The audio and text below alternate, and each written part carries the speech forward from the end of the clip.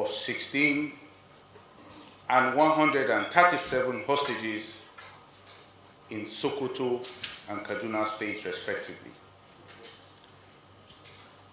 The rescue of these hostages is indicative of a better understanding of the dynamics of what we are dealing with and how best to address the issue in a much safer manner. The question will be, how did this rescue take place? The rescue operations was based on collaboration between the military, working with local authorities and government agencies across the country in a coordinated approach. The success demonstrates the unwavering commitment of the armed forces to secure and protect the citizens of this country against harm and acts of terror. Well, in that operation, the pressure of the military operations created a significant level of distress, both for the terrorists and the children. Given that situation, our line of interest was the children. The level of distress that was created by the children was sufficient enough for troops to exploit in their rescue. And that was how it went down. On the flip side, we must never allow the incident that occurred in Delta State that led to the killing of 17 soldiers that were buried yesterday to ever happen again. The armed forces is a force for stability that employs both kinetic and non-kinetic measures to achieve the desired end state.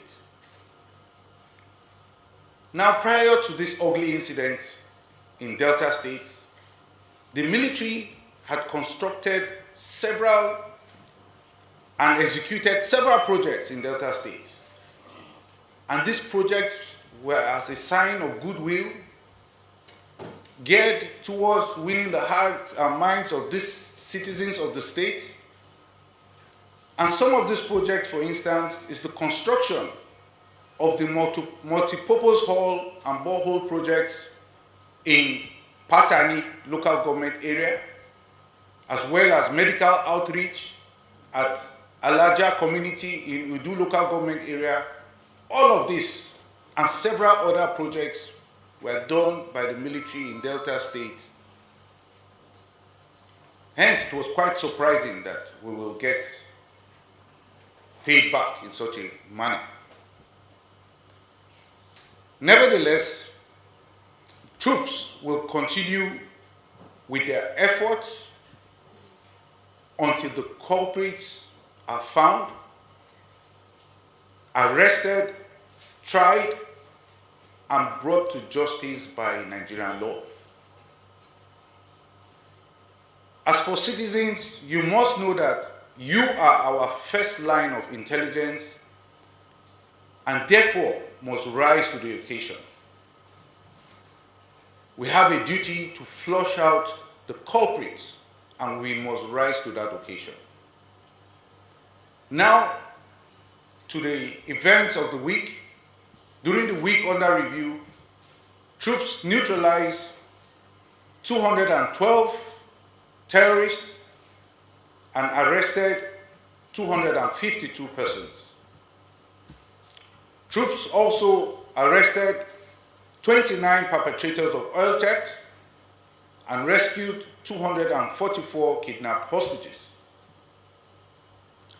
In the South-South, troops denied the oil theft of an estimated sum of over 1 billion naira. Furthermore, troops recovered 223 assorted weapons and 2,756 assorted ammunition. The breakdown of which is as follows: 3 M56 rifles, 115 AK-47 rifles, 3 PKT guns, among several others. Now, troops also recovered 1,716 rounds of 7.62 millimeter special ammunition,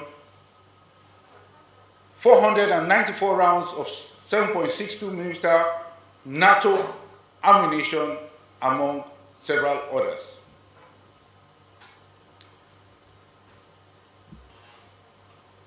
Troops in the Niger Delta area discovered and destroyed 102 dugout pits, 41 boats, 36 storage tanks, and 8 vehicles, among others. Troops also recovered 944,000 liters of stolen crude oil, over 170,000 liters of illegally refined AGO, and 1,500 liters of DPK. We can now look at our various operations across the country, beginning with Operation Hadinkai in the northeast. Now, troops of Operation Hadinkai recorded a significant occurrence during the week. And this was as a follow-up to a court order of the Federal High Court in Maiduguri. The court ordered that a total of 313 suspects in detention for terrorism-related offenses to be released to the Borno State government.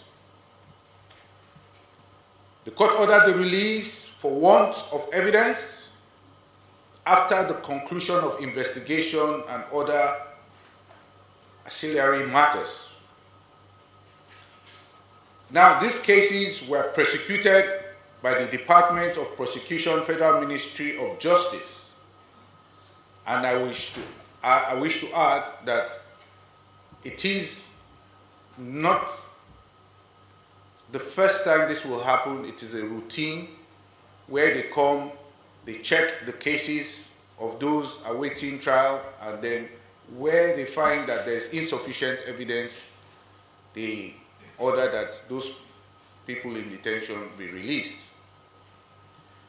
So accordingly, we will hand over the released persons to Borno State government for further action. Overall, troops of Operation Hadinkai neutralized 52 terrorists, arrested 137 of them, and rescued 78 kidnapped hostages. They recovered 3 M56 rifles, 40 AK-47 rifles, over 300 rounds of 7.62 millimeter NATO ammunition, among others. Now, we can move to the North Central, where we have Operation Safe Haven. Troops of Operation Safe Haven recorded the following during the period under review.